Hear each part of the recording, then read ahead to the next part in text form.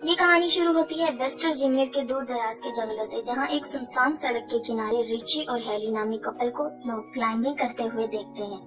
अब जैसे ही रिची ऊपर पहुंचता है तो इसे अपने सामने गंदे पानी से भरी हुई एक नदी दिखाई देती है और अपनी जीत की खुशी मनाते हुए वो हेली को जल्दी से ऊपर आने का इशारा करता है। अब हम हेली को देखते हैं जिसका पाँव ऊपर चढ़ने के दौरान फिसल जाता है और वो हवा में लटक जाती है, लेकिन खुद को संभालते हुए वो एक बार फिर से चढ़ने की कोशिश करती है, जहाँ इस बार वो रिची को मदद के लिए पुकारती है, लेकिन रिची को सामने ना देखकर वो परेशान हो जाती है कि अचानक अपने चेहरे पर खून के कुछ कतरे गिरते देखकर वो हैरान रह जाती है। तो इसकी नजर रिची पर जाती है जिसे कोई उठाकर नीचे फेंक देता है। अब इससे पहले वो कुछ समझ पाती, कोई उसे जोरों से ऊपर खींचना शुरू कर देता है, लेकिन वो जल्दी से अपनी रस्सी को काटते हुए खुद को संभालती है, पर वो संभल नहीं पाती और नीचे गिर जाती है, जहाँ उसकी नजर रिची की लाश पर पड़ जाती है, जिसे देखकर वो रो पड़ती है। अब उसी दौरान इसे पहाड़ी से कुछ अजीबोगरीब आवाजें सुनाई देती हैं, जिसे सुनकर वो अपनी जान बचाने के लिए अपनी गाड़ी की तरफ भागती है, लेकिन तभी अचानक उसका पाँव एक नुकीली तार में फंस जाता है और वो गिर जाती है और वो कातिल इसे खींचकर अपने साथ ले जाता है। अब हमारी नजर इस इलाके में हो रही वारदातों पर जाती है, जहाँ न्यूज में इस इलाके में एक के बाद एक गाड़ी के लापता होने की बात होती है। यहाँ तक के लोग इस इलाके में किसी आसेब को देखने का भी दावा करते हैं। अब हम फिर इस इलाके से एक गाड़ी को गुजरता देखते हैं, जहाँ हम कैरिस को देखते हैं, जो अपने इंटरव्यू के लिए किसी दूसरी शहर जा रहा होता है। अब सफर के दौरान वो एक ट्रैफिक जैम में फंस जाता है और ट्रैफिक को आगे बढ़ता न देखकर वो खुद को लेट होता पाता है। अब वो गाड़ी से उतरकर अपने आगे वाले ट्रक के पास जाता है, जहाँ वो उसके ड्राइवर से ट्रैफिक जैम होने की वजह पूछता है। तो ड्राइवर उसे बताता है कि 5 मील दूर एक केमिकल ट्रक पलट गया है, जिसके चलते इसको कई घंटे वहीं गुजारने पड़ेंगे। और ये सब सुनकर कैरिस परेशान होता है, वापस गाड़ी में आकर बैठ जाता है और खुद को ट्रैफिक में फंसता हुआ देखकर वो अपनी गाड़ी को वापस घुमाता है, जहां वो अपने लेट होने की खबर इस कंपनी को देता है, लेकिन एक पहाड़ी इलाका होने की वजह से फोन कट जाता है।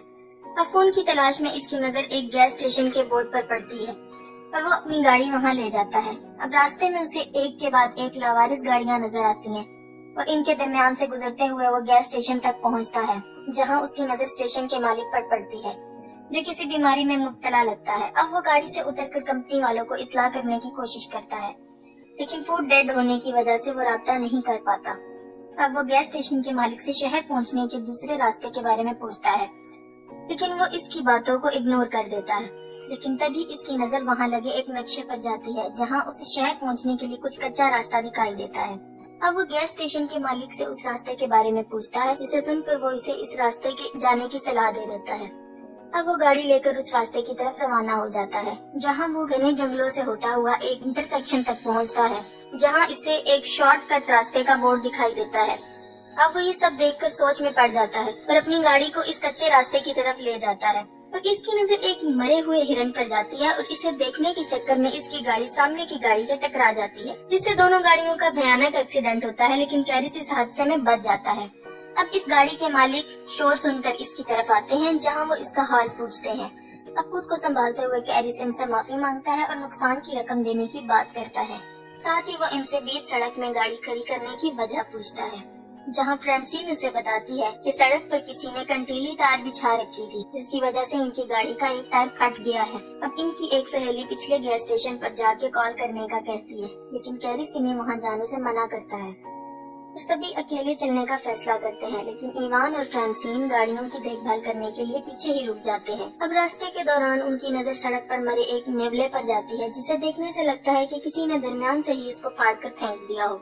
थोड़ी दूर जाकर इन्हें जंगलों में गाड़ियों के कुछ जलते हुए टायर दिखाई देते हैं, जिसे देखकर उसे खतरे का अंदेशा होता है और वो सबको आगे बढ़ते रहने का कहता है। वहीं फ्रांसीन और हम एवान को देखते हैं, जिन्हें पास की झाड़ियों से कुछ हलचल महसूस होती है और वो इस जगह को देखते जाता है और फ्रांसीन इसे वहाँ ना पाकर परेशान हो जाती है और इसे ढूंढने इसके पीछे जाती है, और जहाँ चलते चलते उसकी नजर इवान के एक जूते पर पड़ती है और वो जैसे ही वो इसके नजदीक पहुँचती है तो इवान कटा हुआ कान दिखाई देता है और वो इसे देखकर रोने लग जाती है कि तभी वो शख्स इस पर पीछे से हमला करते हुए इसे मौत की घाट उतार देता है।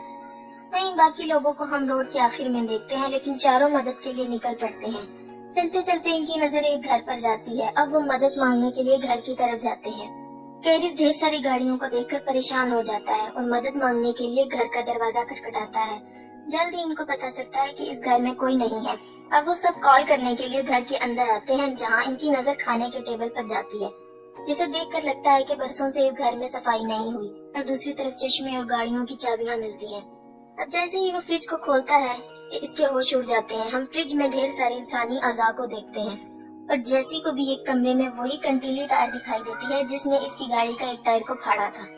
अब ये सब देखकर चारों वहाँ से भागने लगते हैं कि तभी कैरिस की नजर खिड़की से बाहर जाती है, जहाँ इसे एक गाड़ी इनकी गाड़ियों के साथ वहाँ आते हुए दिखाई देती है। अब चारों घर के पिछले दरवाजे की तरफ भागते हैं, लेकिन दरवाजा बंद होने की वजह से चारों बहुत खौफजदा हो जाते हैं। वहीं दूसरी तरफ हम इस कातिल को अंदर आते देखते हैं। वो अंदर आकर फ्रांसिन की लाश को जमीन पर फेंकता है और हमारी नजर वहाँ कैरिस और जेसी पर जाती है, जो इसकी लाश को देखकर सकते में आ जाते हैं। और वहाँ हम पहली बार 3 आदमखोरों को देखते हैं, जो फ्रांसिन की लाश को उठाकर टेबल पर रखते हैं और अपने तेज धार औजारों से इसको काटना शुरू कर देते हैं। जहाँ ये खूनी मंजर देखकर जैसी ही कार्ली चिल्लाने लगती है, वैसे ही स्कॉट इसके मुंह पर हाथ रख देता है। अब कुछ देर बाद वो आदमखोर लाश को खाकर गहरी नींद में सो जाते हैं, जहाँ मौका पाकर सभी दबे पांव वहाँ से निकलने की कोशिश करते हैं कि इसी बीच एक आदमखोर की नजर इन पर पड़ती है, जिसे देखकर सब ही घर के पीछे भागना शुरू कर देते हैं। अब ये देखते ही देखते अचानक वो आदमखोर ढूंढते हुए वहाँ आ जाते हैं और कैरिस इनकी गाड़ियाँ चुराने का प्लान करता है और चिल्लाते हुए इसका ध्यान अपनी तरफ करने की कोशिश करता है, लेकिन तभी एक आदमखोर इस पर गोली चलाता है और वो जख्मी होकर गिर जाता है। ये देखकर बाकी 3 हैरान रह जाते हैं। अब स्कॉट को जंगल में भागते हुए देखते हैं और जैसे ही इसकी नजर इस ट्रक की तरफ जाती है और वो इस ट्रक को देखकर इसकी तरफ जाने लगता है कि इसी वक्त एक तीर इसके सीने में आर पार हो जाता है और वो तीनों अपनी जान बचाकर भाग निकलते हैं। जहाँ कुछ दूर जाकर इनका ट्रक कीचड़ में फंस जाता है और इन सबको वो ट्रक वहीं छोड़ना पड़ता है। तीनों अपनी जान बचाते हुए जंगल से सड़क की तरफ निकल पड़ते हैं। दिन से शाम हो जाती है और वो आदमखोर इन तीनों के शिकार पर निकल पड़ते हैं। दूसरी तरफ वो तीनों थक कर एक जगह आराम करने के लिए रुकते हैं, जहाँ कार्ली इनको ऊपर देखने का इशारा करती है और जैसे ही वो पलट कर देखते हैं, इन्हें अपने सामने एक वॉच टावर दिखाई देता है, जिसे देखकर वो खुश होते हैं और हम इन तीनों को ऊपर चढ़ते हुए देखते हैं। और ऊपर किसी को ना पाकर वो उदास हो जाते हैं। जैसी को वहाँ एक फर्स्ट एड बॉक्स मिलता है, जिसकी मदद से वो कैरिस की मरहम पट्टी करती है। दूसरी तरफ कार्ली को एक पुराना रेडियो मिलता है। कार्ली रेडियो ऑन करती है, मदद मांगती है, पर कोई आंसर नहीं आता। कैरिस को नीचे से कुछ आवाजें सुनाई देती हैं और वो देखता है तो इसकी नजर नीचे से गुजर रहे इन तीनों आदमखोरों पर पड़ती है। वो तीनों टावर पर चढ़ते हुए दिखाई देते हैं और इनको ऊपर आता देखकर कैरिस वहाँ रखे हुए सामान को टावर के एंट्री गेट पर रखना शुरू कर देता है और कुछ देर बाद वो इनको वहाँ से जाते हुए आता है और कार्ली रेडियो पर अपनी लोकेशन बताती है। और तभी वो आदम को रेडियो की वायर को तोड़ डालते हैं और टावर को आग लगा देते हैं।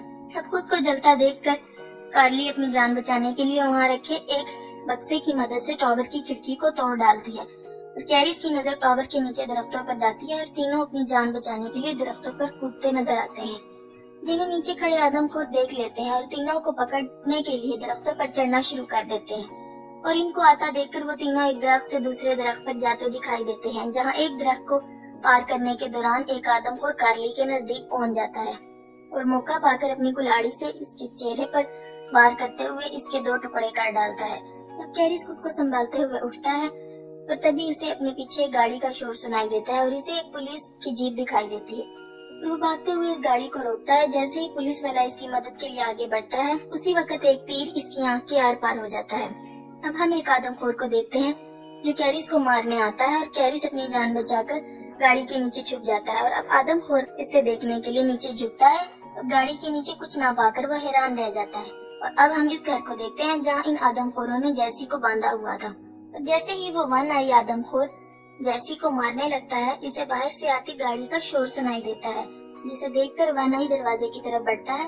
कैरिस गाड़ी लेकर इस पर हमला करते हुए कुचल डालता है और गाड़ी से उतरते ही वो आखिरी बचे हिवान को एक नुकीली तीर से हमला करते हुए इसे भी मार डालता है। कैरिस जैसी को बचाते हुए इसे खोलने लग जाता है और इसी बीच एक आदमखोर इस पर फिर से हमला कर देता है। अब कैरिस को मरता देखकर जैसी पास रखे एक तीर की मदद से इसे मार डालती है।